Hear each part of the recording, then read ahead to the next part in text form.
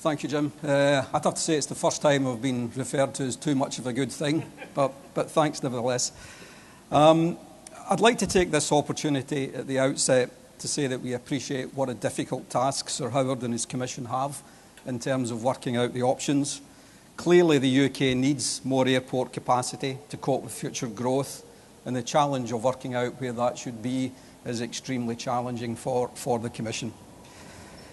Given the time and resources devoted to the process and the history of inaction, we recognise the importance of the incoming government being able to address such important issues. Clearly, London Heathrow and London Gatwick options have been subject to lots of good work and high-quality outputs, and the proposers should certainly be commended in the quality of work they've done. But I, for one, think that the discussion on airport capacity has become far too narrow, and we need to look at it in a much more holistic way. What I'm interested in is what's best for passengers, what's best for UK region, and what's best for the whole of the UK. So looking at each of the three areas in turn, so what's best for passengers? Our experience in MAG is quite simple. Given a choice, passengers would prefer to fly from the local airport. Now, that's actually quite consistent in most of the surveys that we actually carry out. But despite this, over 4 million passengers from our core catchment in Manchester actually leak down to London and actually fly from London airports. And if you look across the north as a whole, and I think this is a figure you were after, last time we looked, it was around about a leakage figure of 15 million actually leaks down to London airports. So if we can meet that demand locally, in the regions, it would open up spare capacity at Heathrow and Gatwick to help the South East meet some of its capacity constraints. Now that's important, given that it will take some 10 to 15 years before we can get capacity into the South East. So, same is true for Stansted. For a long time positioned by the old BAA Group as London's low-cost airport. But again, we know that more than 30 million people from Stansted's core catchment travel out with that catchment to fly from other airports. So there's enormous untapped potential in Stansted. Clearly, it will take some time to actually deal with that and get some attraction of carriers into that particular airport. But again, it's actually sitting in the middle of a thriving economy. London to Cambridge corridor contributes around about £161 billion to the UK economy, and it's thriving with world-leading high-tech new media and biomedical science companies. Such strong fundamentals in that area, it's not surprising to see that the latest forecasts on growth at Stansted could potentially have that airport full by 2025, some 15 years ahead of the earlier projections. But a balanced approach that has to mean encouraging growth and development across the UK, not just trying to continually squeeze more and more out of airports that are already coming towards full capacity. So what about Manchester? Again, it's really funny how some people walk around thinking that long haul is only carried out in London. But Manchester Airport this year will have around about 22 million passengers. 5 million passengers will be flying long haul. So it's certainly more than 20% of our volume is already on long haul flights. And we are confident we'll continue to grow that volume as we move forward over the next 10 years. So outside the South East, Manchester Airport, it's the only airport that's got a strong network of long-haul routes.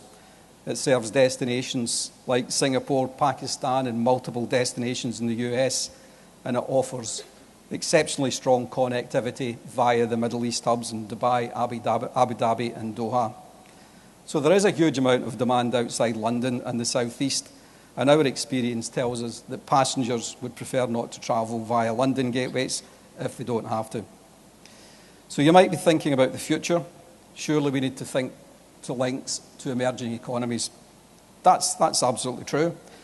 But again, if you look at the Commission's forecasts on long-haul travel from the region, it will grow from 10 million to 30 million passengers by 2050.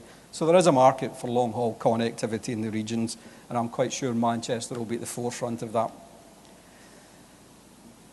Forecasts, and again coming out of a number of scenarios, would also show that long-haul traffic in Heathrow will grow from its current level of around 40 million to over 60 million by the time we get forward 20 and 30 years, and that's even without a new runway.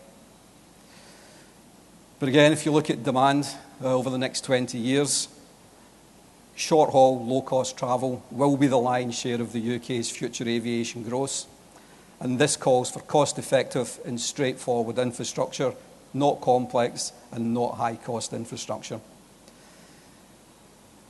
I'm not saying we don't need routes to emerging economies, because clearly we do. But let's not pretend that growing hub capacity creates routes. It doesn't. Trade flow creates routes, and that's when airlines will start to get interested.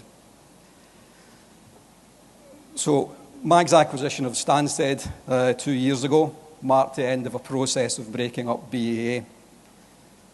This has certainly strengthened airport competition in the UK, certainly in the South East market, and brought about positive changes in the way airports are managed. And we've actually seen some of the benefits come through, not only in Stansted, but Gatwick and Edinburgh as well. And I'm sure that improvement will continue. And again, at Stansted, we're starting to see a fairly massive turnaround in passenger numbers. At the end of this year, we'll have over 20 million passengers in Stansted, and that will continue to grow. So a key message from MAG is it's important to encourage competition and let competition flourish in the market, because the benefits in terms of customer service will actually follow that. State aid for airport investments, it has been commented on by the Commission, more so for one of the options. And I'm sure it really is an issue that the government and other bodies will have a look at, certainly on the basis that it's important not to distort competition for airports and airlines.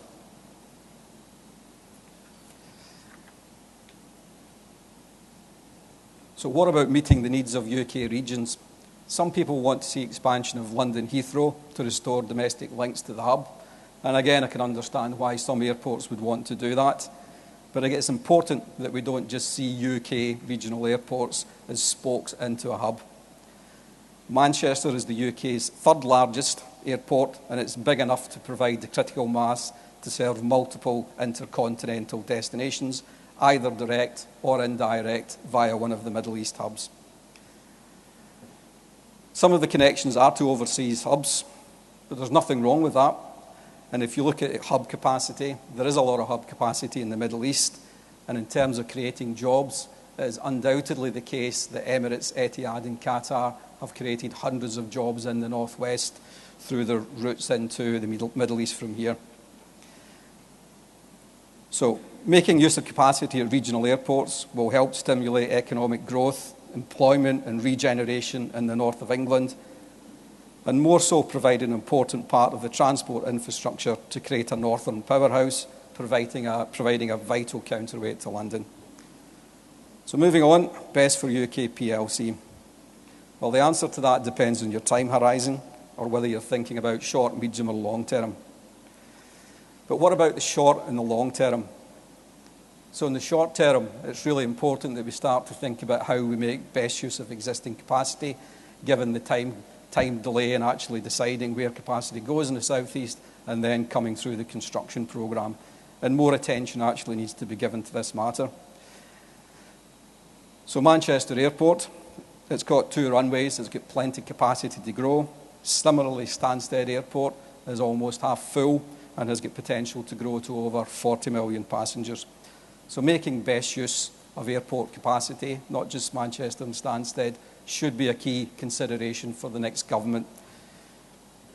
Unfortunately, the government response to the Commission's recommendations have been less than positive, and we need more action on how to get best use in that short to medium term.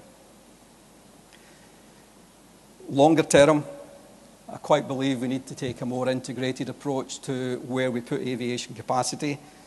There's lots and lots of investment potential. We've got High Speed 2, we've got High Speed 3, which is east-west connectivity, and then we've got potential opportunities of a Crossrail 2 in the south, and then equally an acceleration of improvements in the Liverpool Street to Stansted line.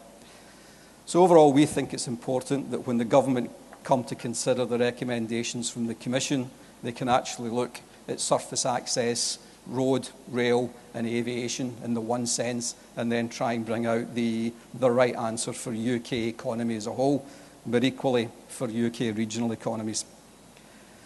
So to sum up, I started by talking about the immensely tough task that Sir Howard is currently wrestling with, and the right answer will need to strike the balance between a wide variety of different issues, including the needs and concerns of local communities, the needs of today's passengers as well as those of tomorrow, the requirements and affordability considerations of airlines, and the challenges of how you actually go about financing new runway capacity. Once the Commission submits its recommendations, it's for the Government to take a national perspective in the right way forward and to be clear about how its policy for aviation contributes to the Government's wider economic and social goals for the UK as a whole. And to do that, there has to be an element of joined-up thinking between aviation and rail. But importantly, it's absolutely essential that the Government comes to a point that they can put in play a long-term aviation policy for the UK. Clearly, we'd like to see greater use of regional airports as part of the long-term solution. We've got a unique opportunity to grow our major airports and our other regional airports and create a truly nationwide network of competing airports. With a clear vision and an integrated plan, we can help to rebalance the UK economy and make the Northern Powerhouse a reality. So thank you very much, ladies and gentlemen.